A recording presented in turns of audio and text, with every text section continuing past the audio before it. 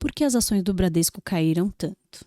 Bom, os resultados vieram fracos, além da expectativa do mercado. E quando os resultados são divulgados, as ações costumam seguir o resultado. Quando a gente compara o Bradesco com outros bancos, como o Itaú ou o Banco do Brasil, isso daí não aconteceu. Então, ou seja, isso não é algo do segmento, e sim específico do Banco do Bradesco. Mas vamos aos resultados. O terceiro trimestre de 2023, o lucro foi de 4,6 bilhões, aqui demonstrando no gráfico. Já o quarto trimestre de 2023, o lucro foi de 2,800. Quando a gente compara o terceiro com o quarto trimestre de 2023. E o mercado, ele estava esperando algo em torno de 4,5. E por que isso aconteceu? Primeiro vamos entender como que o Bradesco ganha dinheiro. E a resposta é com crédito. O spread é quanto ele capta e quanto ele cobra. E um dos maiores problemas do Bradesco foi o PDD. O PDD é a provisão para devedores duvidosos. No quarto trimestre de 2023, ele veio como 10,5. O quarto trimestre de 22 foi 10, mas teve um PDD expandida de mais 4,900. Então, no total, o quarto trimestre de 22, ele veio com 14,800, enquanto o quarto trimestre de 2023 veio com 10,5. Então, aqui a gente nota até que uma redução, mas no ano, a gente vê os 12 meses de 2023, foi 39. E em 2022, 32. Então, assim, o PDD foi muito alto. Quando a gente fala do ROI, o ROI, que é o lucro do banco gerado em cima do patrimônio, tá? Ele ficou em torno de 10. E 10% é um ROI muito baixo para bancos, tá? Só para ter uma ideia de outros bancos. O Banco do Brasil é em torno de 23. O Banco Itaú é 22, o BTG 23. Quando a gente fala de Basileia, o que é a Basileia? Nos bancos a gente olha bastante para a Basileia, que é basicamente a métrica de risco do banco, a capacidade do banco de cobrir as suas obrigações, ou seja, de não quebrar. Então, o quarto trimestre de 23, ele fechou em 13,2, o que é bem saudável. Tá? Só para ter uma ideia de referência, o Banco Central ele exige no mínimo 11. Então, analisando uma outra receita do Banco do Bradesco, a gente vê a prestação de serviço, né? Fechou em torno de 35 bilhões. Tá? Apesar de uma pressão grande dos bancos digitais, as tarifas existem ainda, mas eles não veem espaço para um aumento.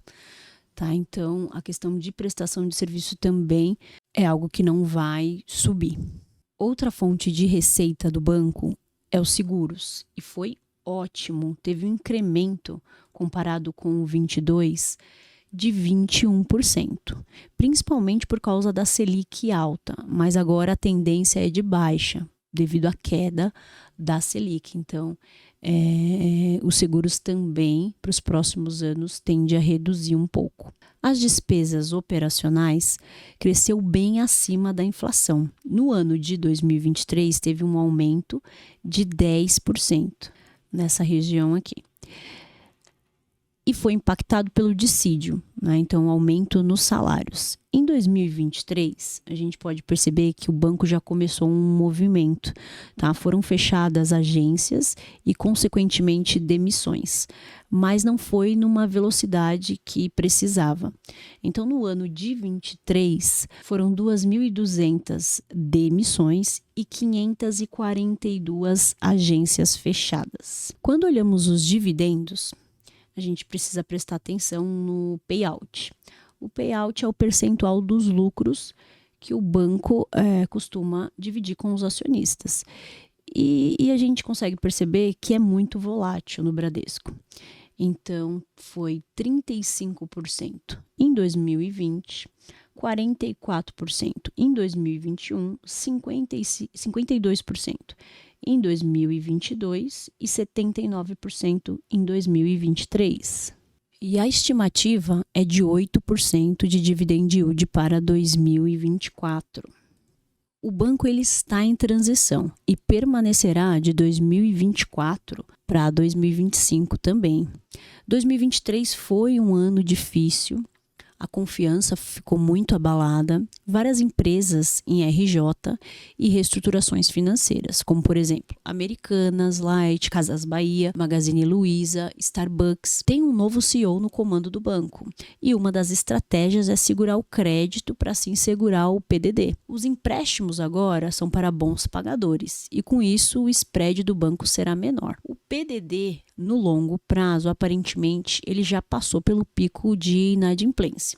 Outra estratégia também é seguir reduzindo o número de agências e, com isso, aumentará também as demissões. O Bradesco ele está num momento muito desafiador, mas a gente já consegue perceber uma subida na cotação. Quando foi anunciado o resultado do quarto trimestre de 2023, as ações caíram bastante.